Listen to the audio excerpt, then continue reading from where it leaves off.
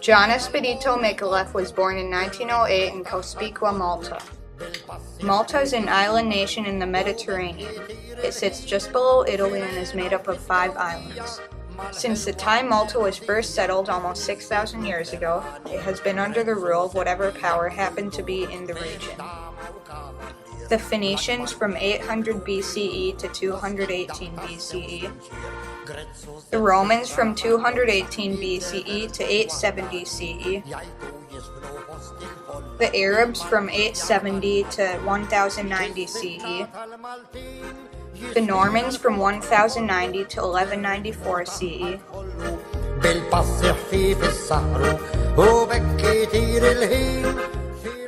various feudal lords of Europe from 1194 to 1530 CE, the Knights of Malta from 1530 to 1798 CE, Napoleonic France from 1798 to 1800 CE, Britain from 1800 to 1921. Today, Malta is an independent country and a member of the European Union. But in 1908, when John was a young child, it was under British protection. Many important things happened in John's life at age 14. By only age 14, John started working at the Grand Harbor in Malta. This is the career path that John would follow for mostly the rest of his life. Later at age 14, he met Josephine Brownrigg, his future wife.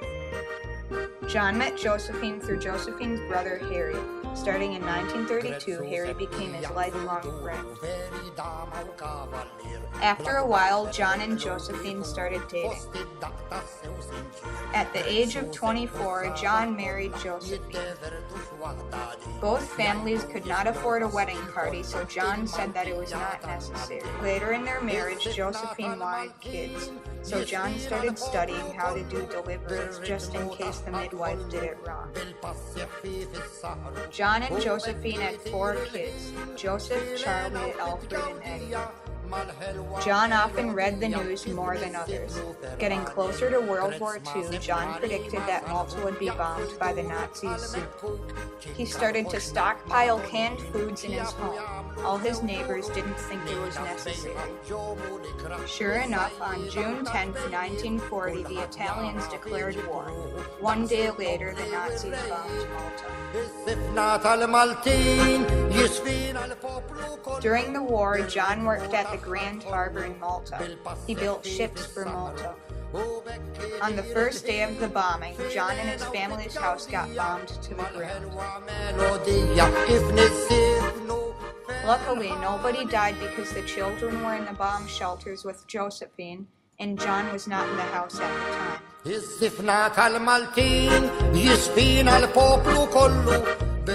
During the war in Malta, there is never enough food to go around. John was always one step ahead and very resourceful, but there was just no food. The food he had stockpiled prior to the war was stolen and lost, so John tried to get into the black market. Then one day, a man walked up to him and noted that he had 4 children to feed, so the man wanted to help him connect to a supplier in the black market. After the war, Malta was devastated, so John tried to move to America.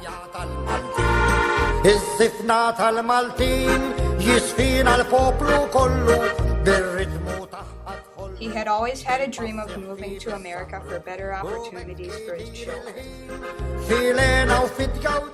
But the U.S. had quotas, so the family planned to move to Canada. Luckily, the U.S. increased the quota of people they would take from Malta. So in 1948, at the age of 40, John moved to the U.S. John soon found a job working in the New York Grand Harbor. Things were now going very well for him. But then he had a terrible injury at work. A giant metal pulley used on a ship was swinging through the workspace when it hit his hip and dislocated it. John then had to go to the hospital. He felt sad and ashamed and thought he had failed his family. A nurse helped him by giving him a paper and pen to write home. From that point forward, John focused on a quick recovery. He soon came back to work. While his family members were back in Malta, John sent the family comics from the newspaper to give them a feel for what America was like. Before long, his family came to the U.S. The family met other Maltese families in the neighborhood.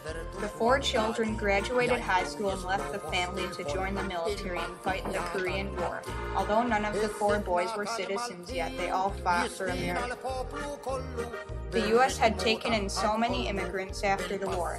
After, there was a countrywide naturalization of all that wished to become citizens, and John passed the test. Coincidingly, the Fink family was being naturalized. After John retired, he didn't know how to pass the time, so he watched Josephine cook. In 1971, Josephine was mugged by 3 teenage girls in New York. After that, she wanted to move back to Malta, so they did. They left their grown-up kids and got a new house in Mosta, Malta. Their children visited Malta, and John and Josephine visited America. Then in the summer of 1979, Josephine unexpectedly died after a routine operation. John was devastated. He stayed in Malta for 3 years and then moved to Portland to be with his son. Later in his life, he moved back to Malta.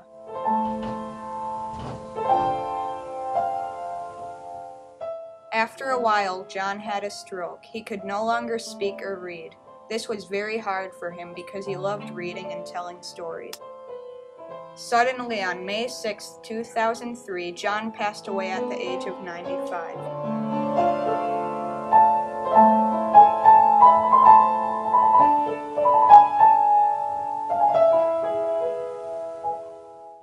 We will remember him forever.